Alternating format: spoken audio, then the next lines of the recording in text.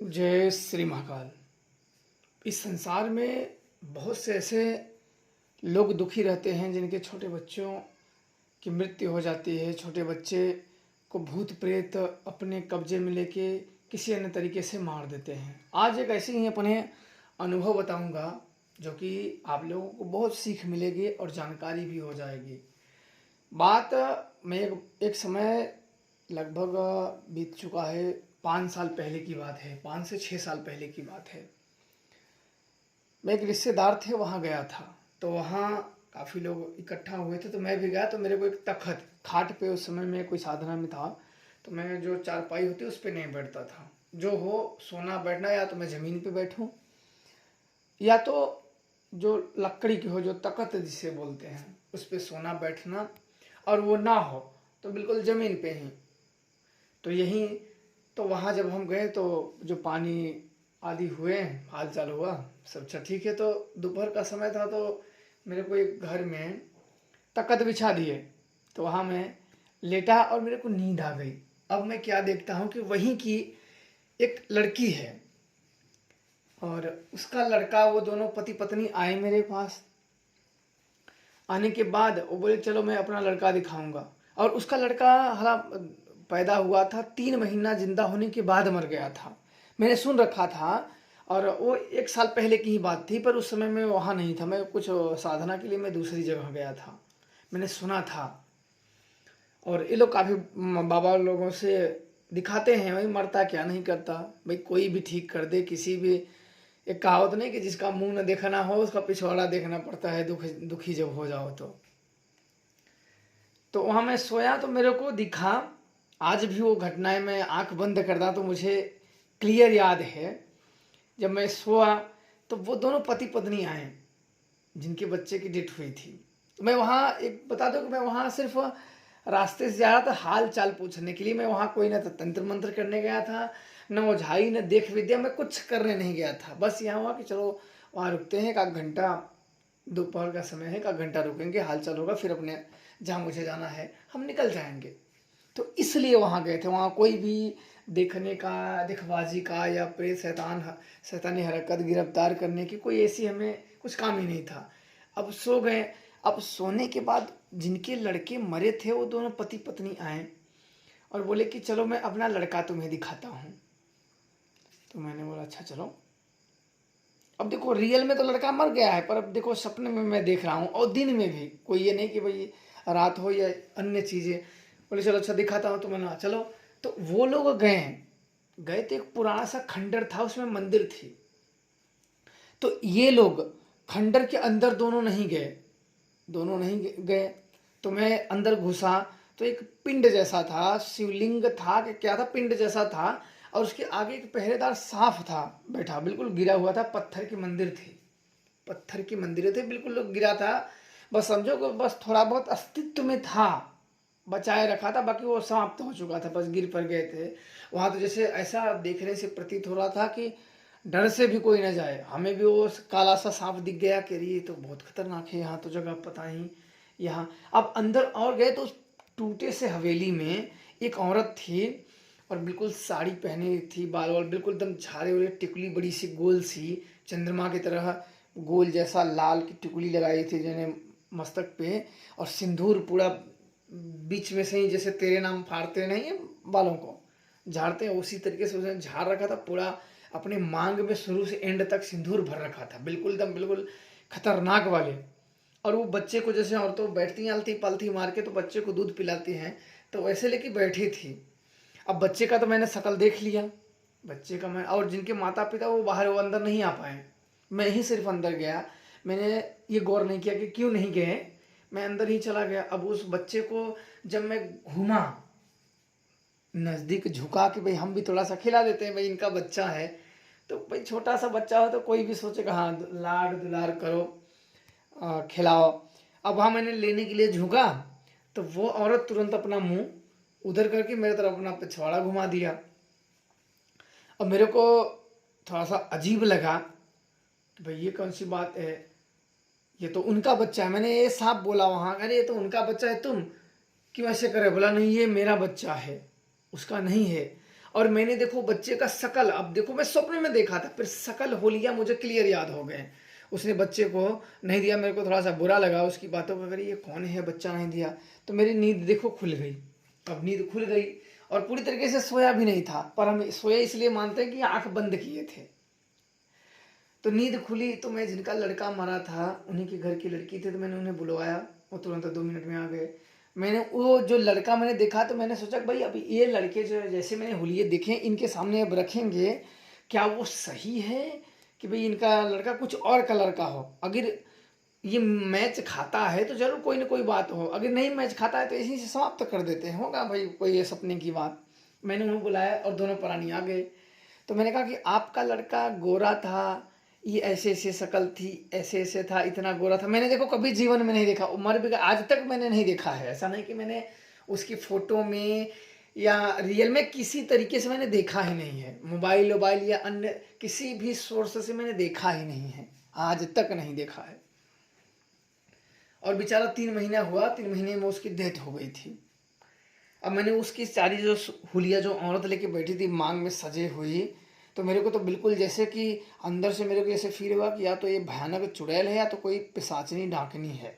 इन तीनों में से कुछ ना कुछ है, जो मेरा अंदाजा उस समय का था, क्योंकि मैंने शक्ति बुलाई नहीं थी। बिल्कुल वो सजी सवरी थी, बिल्कुल देखने में ही ऐसा लग रहा है कि कोई व्यक्ति वो देख ले तो बीमार हो जाए।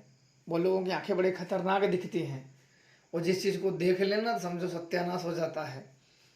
अब मैंने इनको बताया कि आपका लड़के से, सब मान गए कि हाँ हाँ हाँ, और वो सब भी मालूम कि भाई हमने तो देखा ही नहीं है शकल वकल। तब मेरे मन में ये आया कि वो औरत थी कौन आखिर, ये बात चलो कड़ी जुड़ गई। अब मेरे दिमाग में हथौड़ा बजा कि मैंने जब उसके शकल बजाए, हुलिया बजाए, लड़के का 3 महीने का था जैसे मैंने देखा था, मैंने बोला ऐसा तुम्हारा लड़का है, ऐसे ऐसे है, ऐसा गोराई है ऐसे, तो हाँ सब मान गए। अब मेरा शक और बढ़ा कि अरे ये तो सही है, तो फिर वो औरत थी कौन आखिर। अब मेरे पास कि वो औरत थी कौन, अगर इनका बच्चा है तो औरत के पास कैसे है, और मैं क्यों मुझे क्यों ये दिखाया गया, क्योंकि मैं तो सिर्फ आराम कर रहा था, मेरे से मैं तो देखने भी आया नहीं था, इस तरफ तो किसी का ध्यान नहीं था, तो हमें ये क्यों दिखा, इसका क्या मतलब हुआ। और वो औरत कौन थी जो इनका बच्चा लिए थी। अब कंफर्म होगा ये इन्हीं का बच्चा है, पर बच्चा मर चुका था, वो आत्मा रूप में था। पर हमें ये था अभी ये दूसरे बच्चे हो नहीं रहे थे इन्हें।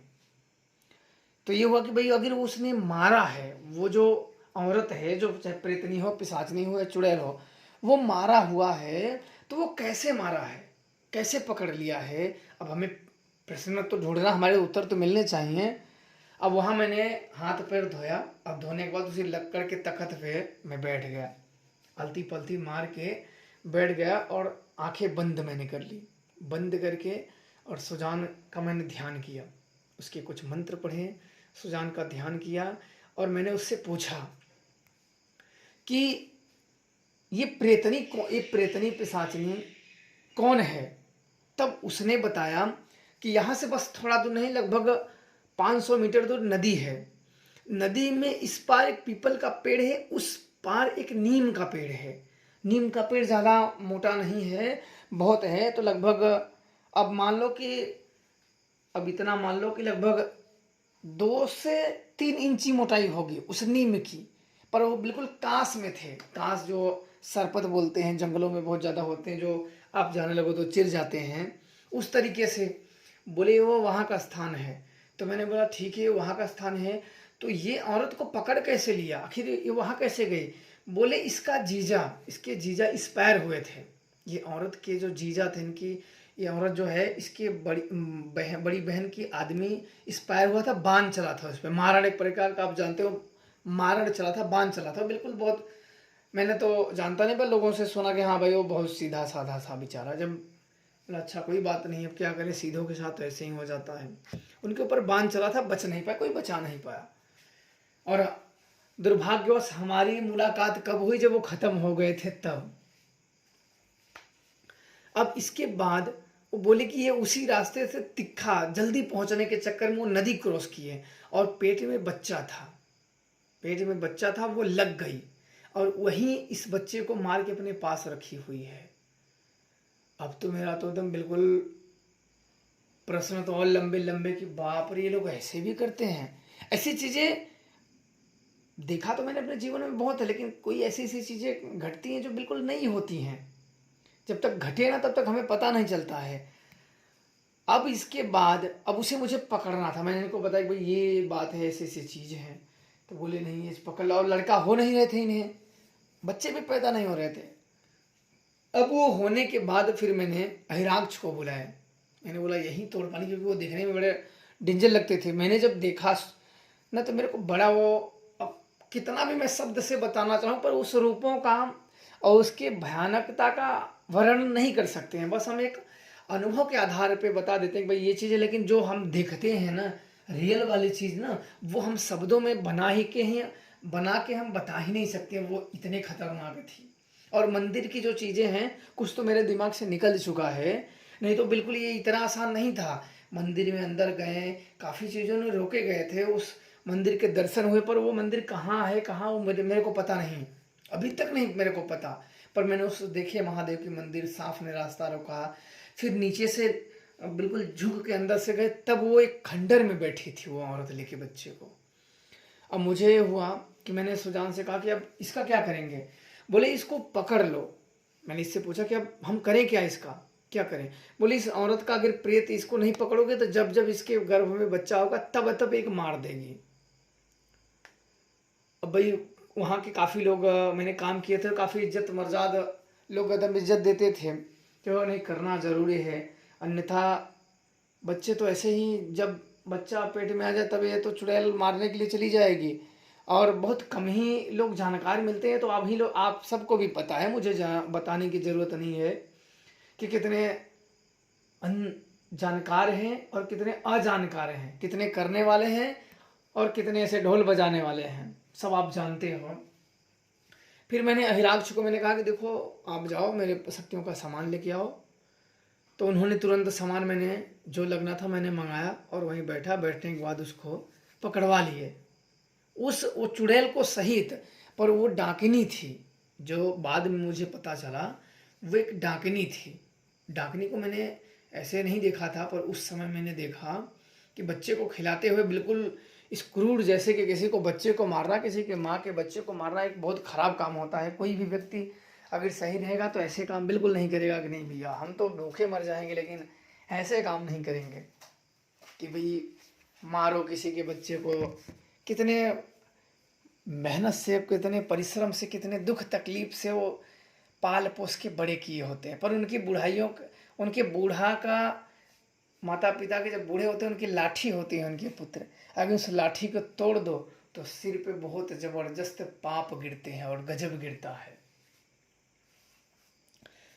इसलिए अब अहिराक्ष को मैंने बुलाया। तो अहिराक्ष को मैंने जब भोग दिए, पूजा दिया, अपने जो काम थे उसको मैंने पकड़ने को कहा। उसने पकड़ लिया उस औरत सहित और उस बच्चे को।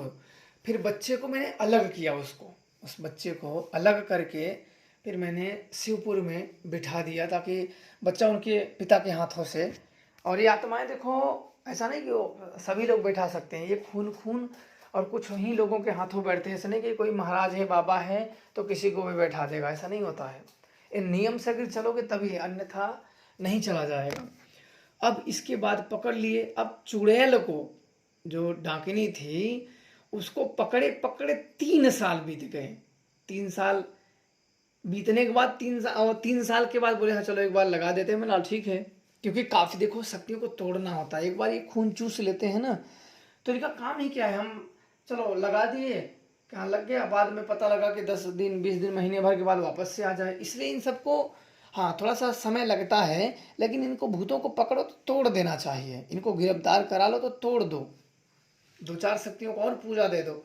व्यक्ति जब ठीक है, लाभ है, तो कोई दिक्कत वाली बात नहीं होती है। समस्या वहाँ आती है जिस व्यक्ति को उसे लाभ ना हो, वो ठीक ना हो, तो बिना मतलब का क्या करें। तो इस प्रकार से उनका पकड़ लिए गए। और डाकिनी अभी भी उसको लगाए नहीं है, आज के भी डेट में अभी भी वो कैद में ही है। बच्चे को, जो लड़का था उसको लगा दिए थे। अब मेरे को समय नहीं मिला है वहाँ जाने के लिए। अब मैं जिस दिन गया, जब गया, उसके स्थान पे नीम के पेड़ जो हैं, क्योंकि मेरे को मालूम है कि वो कहाँ स्थान है। फिर मैंने जब वो बताया तो वहाँ जाके देखे ना, तो ढूंढ ढांड के तो मेरे को मिला वो पत्थर का नीम। तो उस स्थान में उसको भी वहाँ जाना नहीं हुआ। अब जब जाएंगे जल्द ही, तो उसको वहाँ बंधन कर देंगे, बंधन करके वहाँ रख देंगे, ताकि अन्य कोई किसी भी प्रकार के जिनके गर्भ में बच्चे हों या किसी प्रकार के उनके साथ ऐसी दुर्भाग्यपूर्ण कार्य ना हो जो कि उनके लिए बड़ी मुसीबत हो। तो इसलिए कभी भी देखो, काम हम सब जब करते हैं तो गंदगी वाला काम नहीं करते हैं भाई इसका उठा के उस पे कर दो, 2 पैसा किसी का ज्यादा लग जाए लेकिन पाप मत कमाओ। अन्यथा बड़े आसान होते हैं, किसी के ऊपर भूत करना बहुत ही आसान होता है, बस वो आना चाहिए करना। आपको आसान तब है जब आना चाहिए। भूत प्रेतों को भेज दोगे तो बड़े आसान होता है, लेकिन चिल्ला चिल्ला के बता देते हैं कि भैया हमके फलाने ने भेज दिया है, चलो अब तो आके पकड़ लेंगे फलाने को, क्योंकि भूत तो बता ही रहा है तुम्हारा नाम। तो इसलिए बड़ी सोच समझ के करना पड़ता है। या तो वचनबद्ध या तो हाई शक्तियों को भेजा जाता है, जिससे आप कबुलवा ही नहीं सकोगे तुम्हें भेजा किसने है, जो पावरफुल शक्तियाँ हों और हाई शक्तियाँ हों। तो बहुत ऐसे ऐसे देखो अनुभव घटते हैं, कुछ लोगों के निवारण हो जाते हैं, कुछ लोग झेलते रहते हैं बेचारे, कुछ लोगों को तो बहुत लंबे लंबे तक बच्चे भी नहीं पैदा होते हैं। ये भूत प्रेत की जब जंजाल में कोई व्यक्ति फंस जाता है, तो एक जो आपका मित्र है, परम हितैषी है, जब वो आपसे शत्रुता साध लेता है तो उन मित्रों में आपको छांटने में समय लग जाता है। जब तक आपको ठोकर नहीं लगेगा आप पहचान नहीं पाओगे। और ये अदृश्य लोगों में जब दुश्मनी मोड़ ले लेते हैं तब बताओ कितनी तकलीफ देते हैं। इसलिए सदैव किसी न किसी गुरु द्वारा शक्तियों की कृपा साधना आराधना करते रहना चाहिए, ताकि किसी भी देवी शक्तियों की कृपा आप लोगों के ऊपर बनी रहे। तो करिए, खुश रहिए और प्रसन्न रहिए। जय श्री महाकाल।